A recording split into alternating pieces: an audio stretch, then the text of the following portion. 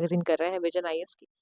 तो गाइस आज का जो टॉपिक्स हैं उसमें हम लीड्स रिपोर्ट 2023 और एक और टॉपिक है उसके बारे में डिस्कस करेंगे। होपफुली आपने पिछली पुरानी वीडियोस को देख लिया है, चाहे वो पॉलिटी गवर्नेंस की है, चाहे वो इंटरनेशनल रिलेशंस की है।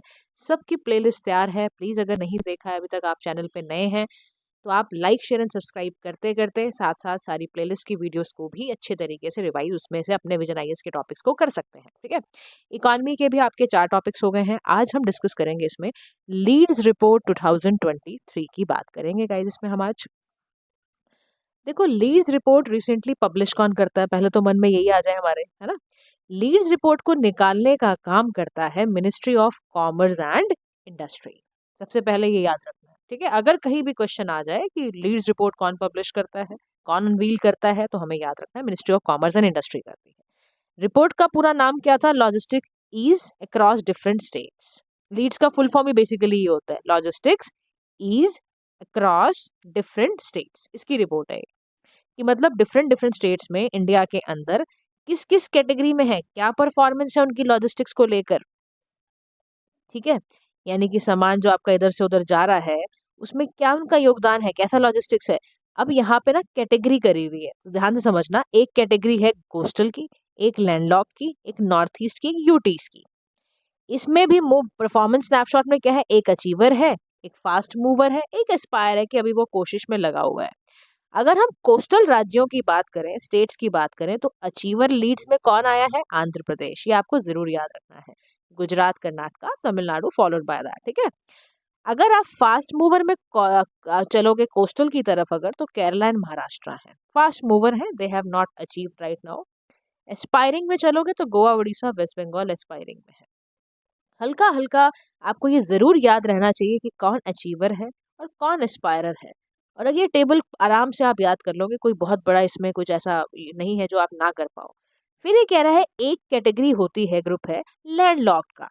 तो अचीवर लैंडलॉक स्टेट्स में कौन हुए हैं लॉजिस्टिक्स रिपोर्ट के अंदर? तो Haryana, Punjab, Telangana, UP. Fast mover में एमपी, राजस्थान, उत्तराखंड, और एस्पायरर में बिहार, छत्तीसगढ़, हिमाचल प्रदेश। ठीक है, नॉर्थ ईस्ट स्टेट की तरफ अगर आप चलते हो तो वहां पर लॉजिस्टिक्स रिपोर्ट के द्वारा बताया गया है, वहां अचीवर कौन है? असम, सिक्किम, त्रिपुरा। फास्ट मूवर में अरुणाचल प्रदेश, नागालैंड। एस्पायरर है अभी M3 यानी मिजोरम, मणिपुर, मेघालय। ठीक है, यूटीज की तरफ चलोगे तो अचीवर में चंडीगढ़ और दिल्ली अच्छा कर रहे हैं, दिल्ली। इसके अलावा फास्ट मूवर में अंडमान निकोबार एंड लक्षद्वीप, पुडुचेरी है। एस्पायरिंग में आपके दमन एंड दीव है। ठीक है, दादरा नगर हवेली है। ये सारे इसके अंदर एस्पायरर्स के अंदर आपके आते हैं। तो हमें ये जरूर इसका परफॉर्मेंस का स्नैपशॉट याद रखना है कि कौन अचीवर है, कौन फास्ट मूवर है, कौन एस्पायरर के अंदर आता है। ठीक है, अब लीड्स को मैंने आपको जैसा कि बताया कि इसको ministry of commerce and industry ने लॉन्च करा और इसकी रिपोर्ट निकाली ऑन द लाइंस ऑफ आपका जो वर्ल्ड बैंक जैसे निकालता है ना, 2018 से वर्ल्ड बैंक ने निकालना शुरू करी है। ये भी ध्यान रखा, इंडिया की मिनिस्ट्री ऑफ कॉमर्स इंडस्ट्री निकालती है, वर्ल्ड लेवल पे लीड्स रिपोर्ट कौन निकालता है? वर्ल्ड बैंक निकालता है। 2018 से प्रैक्टिस शुरू होगी, उसी बेसिस पर हमने भी निकाला अपने स्टेट की परफॉर्मेंस को चेक करने के लिए। ठीक है, याद रखो जो लॉजिस्टिक्स परफॉर्मेंस इंडेक्स होता है वो इंटायरली परसेप्शन बेस्ड सर्वे होता है। परफॉर्मेंस में इसकी देखा जाता है perception as well as objectivity. India की रैंक याद रखना 2023 के एलपीए में 139 कंट्रीज के टोटल में 38th रैंक है। भूलना नहीं है, बिल्कुल नहीं भूलना है। आंसर लिखते वक्त भी काम आएगा, प्रीलिम्स में असर्शन रीजनिंग या किसी भी फॉर्म में क्वेश्चन अगर आपका क्रिएट होता है, consider the following statement with respect to LEADS report, है ना, तो 2023 की, तो वो आपको अगर आ जाए तो बिल्कुल रैंकिंग फैक्चुअल डेटा नहीं भूलना है। उसको एकदम आप कहीं लिखते चलो अपने जितने भी रिपोर्ट्स वगैरह कोट की जा रही है ना, रिपोर्ट्स के साथ ही उनके इंडिया की परफॉर्मेंस जरूर प्लीज लिख लेना आप, ताकि आप गलती से भी प्रीलिम्स के जब टाइम पर आप भूलो ना इन चीज़ों को। उसके लिए प्लीज अलग से नोट बना लो चाहे आप। लीड रैंक जो है इसमें स्टेट है, यूटीज है, और उनकी बेसिकली उनके लॉजिस्टिक इकोसिस्टम की एफिशिएंसी को ही वहां पर बताया जा रहा है, उनकी एफिशिएंसी इतनी है। ठीक है, अब लॉजिस्टिक सेक्टर के लिए हम इतना क्यों प्रयास करते हैं, क्यों इतना जरूरी है, क्यों लीड्स की रिपोर्टें निकाली जा रही हैं? तो गाइस समझना है, पहला इसमें पॉइंटर है कि स्टेट यूटी को ये समझ आएगा कि कहाँ हमें जरूरत है, रीजन स्पेसिफिक इंसाइट मिलता है कि आपकी कहाँ दिक्कतें हैं। अब अचीवर वाले को पता है भी हम अचीव कर रहे हैं, हमें और आगे बढ़ना है मेरी, ताकि परफॉर्मेंस स्टेबल रहे। जो आपका अभी फास्ट मूवर है उसको अचीवर तक पहुंचने की इंसाइट मिलती है, जो भी एस्पिरेंट है उसको मिलता है टारगेट कि यार अभी तेरे को काफ़ी काम करना है अपने स्टेट में। तो सबसे पहले तो आपको डायरेक्शन मिलेगी, ठीक है। सेकंड काम क्या होता है, आपके अलाइन स्टेट ऑब्जेक्टिव्स होंगे नेशनल प्रायोरिटीज़ के साथ। हमारे एसडीजीज गोल है, हमें वो अचीव करना है। हमारे वर्ल्ड बैंक में जो भी रिपोर्ट्स आ रही हैं, हम उसके चाहते हैं कि हमारे स्टेट भी वैसा ही काम करें, ताकि हम उस तरह के प्रोटोकॉल्स में पहुंचे और नेशनल प्रायोरिटीज़ को देखते हुए काम करें हम। तीसरी चीज़ होती है लीड्स रिपोर्ट निकालने की लॉजिस्टिक सेक्टर ताकि अच्छा काम करे। कंपटीशन अमंग स्टेट्स बढ़ता रहे, ताकि आपका लॉजिस्टिक सेक्टर क्या हो जाए, इम्प्रूव हो जाए, इसलिए किया जाता है, ठीक है। अब याद रखो पिलर्स की बात आती है कि कैसे कैसे परफॉर्मेंस को देखा जाता है लॉजिस्टिक्स रिपोर्ट के अंदर। तो सबसे पहला काम किया जाता है ऑब्जेक्टिव का असेसमेंट करना, यानी कि स्टेट यूटीज के अंदर लॉजिस्टिक इकोसिस्टम कैसा है, यानी कि क्या फिजिकल इंफ्रास्ट्रक्चर प्रॉपर है, स्टॉक पूरे अच्छे से रख पा रहे हो आप। ऐसा तो नहीं है स्टॉक ही रखने की जगह नहीं है तो वो खराब हो रहे हैं किसी नेचुरल कैलेमिटीज के थ्रू या वैसे ही वेस्ट में जा रहे हैं। तो सबसे पहले स्टॉक रखने का फिजिकल इंफ्रास्ट्रक्चर है, गोदान वगैरह है, अगर कुछ इस तरह से आ रहा है तो गोडाउन ये सारे वर्कशीट आते हैं वो। परसेप्शन में क्या दिखाते हैं, परसेप्शन असेसमेंट में लॉजिस्टिक का इंफ्रास्ट्रक्चर देखते हैं, सर्विसेज कैसे दे रहे हो, फिर ऑपरेटिंग कैसी है, आपकी रेगुलेटिंग इन्वायरमेंट कैसा है। ये तीन चीज़ों से आप निकाल लेते हो उसकी परसेप्शन असेसमेंट। 2023 की रिपोर्ट में बताया गया इनिशिएटिव जो स्टेट्स एंड यूटीज ने लिया है उसको रिस्पेक्टिव स्टेट पॉलिसीज को देखते हुए देखा गया है। 15 स्टेट्स हैं, 1 यूटी है जिसको इंडस्ट्री स्टेटस मिला है लॉजिस्टिक सेक्टर में। तो total length of road and railway tracks आपको पता होनी चाहिए, 2014 से 15 से हमारा अबाउट इतना बड़ा है। टोटल नंबर ऑफ हमारे कंटेनर फ्रेट स्टेशंस बढ़े हैं, हमारा इनलैंड कंटेनर डिपोट्स बढ़े हैं, ये सब बढ़ा रहे हैं। क्यों बढ़ा रहे हैं, ताकि लॉजिस्टिक अच्छा हो। लॉजिस्टिक अच्छा होने से क्या होता है, चीज़ों की वेस्टेज खत्म होती है, वेस्टेज खराब जो हम चीज़ें ऐसे कर देते हैं उसको एक फिजिकल इंफ्रास्ट्रक्चर मिलता है वहीं जगह पर। और किसी भी कंट्री का लॉजिस्टिक सिस्टम अगर ठीक नहीं है, यानी कि उसका ट्रांसपोर्टेशन वेयर हाउसिंग अच्छे से नहीं है अगर, या फिजिकल इंफ्रास्ट्रक्चर जहाँ स्टॉक रखे जा रहे हैं वो ठीक ढंग से नहीं होता, तो फिर आप समझ लो वो स्टेट में बहुत ज़्यादा चीज़ों की रिसोर्सेज की वेस्टेज शुरू हो जाएगी। रिसोर्सेज की, संसाधनों की एफिशिएंट यूटिलाइजेशन के लिए लॉजिस्टिक सेक्टर का बेहतरीन होना बेहद ज़रूरी है, ठीक है। नेक्स्ट टॉपिक पे हम चलते हैं guys, that is self help group bank linkages, SHGBL projects के बारे में हम डिस्कस करने आज जा रहे हैं। अब समझते हैं ये क्या बात कर रहा है इस टॉपिक में। Self help group bank linkages जो प्रोजेक्ट है, ये आपका as per ministry of rural development सबसे पहले याद रखना ये निकालता है। इसी ने इस प्रोजेक्ट पे काम करना शुरू किया था, बैंक से लोन उठाया 7.68 लाख करोड़ का, असेस करा और चेक कर रहे हैं अभी, ठीक है। तो 13-14 से निकाल के उसी अकॉर्डिंग असेस किया जा रहा है पूरा का पूरा, एक्सेस भी किया जा रहा है, ठीक है। अब इस प्रोजेक्ट की ज़रूरत क्या है? सबसे पहले तो आपके दिमाग में ना कोई भी चीज़ आप पढ़ो हमेशा एक व्हाय चलते रहना चाहिए। एक अच्छा एस्पिरेंट गाइस वही होता है, एस्पिरेंट से जो अचीवर की यात्रा है ना आपके लिए भी, वो यही है। सवाल मन में रहे आपके कि अगर कोई चीज़ हो रही है, तो लोगों की दृष्टि में जो लेयर्स पे लेयर्स है ना, उसको आप अंदर तक टटोलो कि ये चीज़ क्या कहना चाहती है, इससे क्या फ़ायदे हैं, इसके क्या नुकसान है। क्योंकि आप ब्यूरोक्रेट्स बनने वाले हो, फ्यूचर ब्यूरोक्रेट्स के पास जवाब सवाल भी होना चाहिए और सोल्यूशन भी होना चाहिए। प्रॉब्लम भी हो तो सोल्यूशन भी होना चाहिए, क्वेश्चन है तो आंसर भी होना चाहिए, ठीक है। SHGBL यानी कि self help group bank linkages का जो प्रोजेक्ट है, ये सबसे पहला काम करेगा फाइनेंशियल इंक्लूजन का। कि जितना भी, अब देखो हमने प्रधानमंत्री जनधन योजना निकाली है ना, ताकि क्या हो, जितने भी लोग हैं जो बैंक अकाउंट नहीं खुलवाते हैं वो बैंक अकाउंट खुलवाएं, सेविंग करना सीखें। सभी के अकाउंट्स होंगे बैंक में, जीरो बैलेंस अकाउंट देखो खोला हमने, ये भी एक ऐसी ही मदद करेगा प्रोजेक्ट। 100 मिलियन हाउस होल्ड तक ये पहुंचाएगा ये। वुमेन का एम्पावरमेंट होगा, जो वुमेन ग्रुप थी बेचारी वो तो एक्सक्लूसिव, कम से कम उनको बहुत फायदे मिलेंगे इस प्रोजेक्ट से। ट्रेनिंग मिलेगी तो फाइनेंशियल लिटरेसी सीखेंगे। देखो हमारे देश की सबसे बड़ी दिक्कत है, हमारे बच्चों को स्कूलिंग के टाइम पर ही ये रिकमेंड होना चाहिए कि वो फाइनेंशियल लिटरेसी वहीं से शुरू करें। बहुत ज़्यादा डिपेंडेंट रहना पेरेंट्स पे दूसरी चीज़ों के लिए, इवन मैं तो आपको भी कहती हूँ अगर आप एस्पायरिंग हो, एस्पिरेंट हो, कुछ साइड बाय साइड अपनी अर्निंग ज़रूर करा करो गाइस। एक तो आपका टाइम थोड़ा सा एंटरटेनमेंट वाला भी हो जाएगा कि चलो एक काम आप दूसरा कर रहे हो, सारे दिन पढ़ाई पढ़ाई पढ़ाई करते करते क्या होता है ना, हम एक बोर्ड, एक स्टब बॉर्न उसमें कंडीशन में आ जाते हैं कि हम बर्नआउट फील करने लग जाते हैं। तो वो कंडीशन ना हो जाए आपके साथ कि एकदम बोर हो गए और फेड अप फील कर रहे हो। इसलिए छोटी छोटी कोई ऐसे अगर आपको लगता है कि आप थोड़ा सा कर सकते हो, तो आप ज़रूर करो और अपने खुद से पैसों से पढ़ाई करो।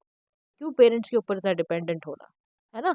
तो ये कैपेसिटी बिल्डिंग। फिर पॉवर्टी एलिवेशन का काम करना, इनकम सेकेंडरी एक्टिविटीज से जो आती है, सेकेंडरी एक्टिविटीज मतलब मैन्युफैक्चरिंग, इंडस्ट्री, है ना, पॉवर्टी एलिवेट होगा। फिर इनकम ये बढ़ेगी, सेविंग बढ़ेगी बढ़ेगी। आप सोचो अगर ये सारी स्कीम्स रहेंगी, लिंकेज रहेंगी, तो आप अल्टीमेटली क्या करना चाहते हो रिमोट एरियाज में? आप चाहते हो सबकी इनकम बढ़े, सेविंग्स बढ़े, डिमांड ताकि बढ़े। फिर फॉर्मल लोन्स की तरफ लोग ज़्यादा बढ़ेंगे, बैंक से ही लोन उठाएंगे। अभी क्या करते हैं लोग, माफिया के पास चले जाते हैं। माफिया बोले तो आप मनी लेंडर जितने भी माफिया की तरह ही होते हैं ना, 40-40 50-50% इंटरेस्ट पे बताओ लोन ले रहे हैं, पर जिंदगी भर वो एक डेट ट्रैप में फंसे रहते हैं बेचारे लोग। इसकी प्रोजेक्ट की मदद से इनफॉर्मल लोन्स का जो शेयर है वो डिक्लाइन होना शुरू हो जाएगा। समझ रहे हो इस प्रोजेक्ट की ज़रूरत और इम्पोर्टेंस? अब समझो ये प्रोजेक्ट है क्या। ये एक saving led micro finance model है। नाबार्ड ने इसको लॉन्च किया है 1992 में। नाबार्ड के बारे में अभी आपको मैं बताने वाली हूँ, पहले आप सुन लो इस प्रोग्राम के बारे में। इस प्रोग्राम के चलते आप बैंक में जाओगे, सेविंग अकाउंट खुलवाओगे, आपको एक सब्सिडाइज रेट ऑफ इंटरेस्ट मिलेगा सेल्फ हेल्प ग्रुप को, जिससे आप अपना क्रेडिट एक्सेस कर सकते हो। अब इसमें होता क्या है, एसएचजी क्या है, सेल्फ हेल्प ग्रुप क्या होता है? बेसिकली 15 से 20 लोगों का, जो लोगों की इनकम कम है, ज्यादातर वुमेन बेसिकली, उनका ये ग्रुप होता है। सेविंग्स को आपकी मोबिलाइज करना, आपको लोन्स देना, नीडी मेंबर्स को लोन्स देना, इसलिए ये काम करता है एसएचजी ग्रुप, ठीक है। अब इसके कंपोनेंट समझो आप क्या हैं, कंपोनेंट्स क्या होते हैं एसएचजी बीएल के। तो सबसे पहले training and sensitization of bank branch managers. सबसे पहले आप ट्रेनिंग एंड सेंसिटाइज हो जाओ। फिर training and positioning of bank साखीज बना रहे हैं, ठीक है, रूरल बैंक ब्रांचेस के अंदर। इनिशिएट कर लो कम्युनिटी बेस्ड रीपेमेंट। ये सारे कंपोनेंट है, कैसे कैसे देखो काम करेगा ये, ठीक है। बैंक की साखी होंगी, है ना, और इसके अलावा सीआरपीए में आपका एक तरह का मैकेनिज्म होगा बैंक ब्रांचेस में, क्रेडिट लिंक करा जाएगा आपके सेल्फ हेल्प ग्रुप वाले ग्रुप से। ये सब काम इसमें किए जाएंगे। अब इसका फेज समझो, ये फेज पहले कैसे कैसे आया। पहले ये भी ऐसा नहीं कि अभी अभी आया, ये पहला फेज था 1990 से 2005 का फेज। फिर एक ये वाला फेज आया, फिर एक ये वाला फेज आया। इसमें अलग अलग तरीके से करा गया, एसएचजी लिंक प्रोग्राम्स को अलग अलग तरीके से दिखाया गया, चेक करा गया कैसे कैसे कर सकते हैं, किस तरह से लोगों तक हम फाइनेंशियल चीज़ों को पहुंचाएं, ये इसकी कोशिश रही है। अब आप समझो बात को, कौन से ऐसे फैक्टर हैं जो इस प्रोग्राम को, यानी कि इस प्रोजेक्ट को सक्सेस के लेके जा सकते हैं, सक्सेस की ओर ले जा सकते हैं। सबसे पहला काम है annual issuance of master circular by RBI and NABARD. उस प्रोविजन में लिखा हुआ है, मॉडिफाई करके लिखा हुआ है कैसे कैसे स्कीम की रिक्वायरमेंट क्या क्या है, पूरा लिखा हुआ है।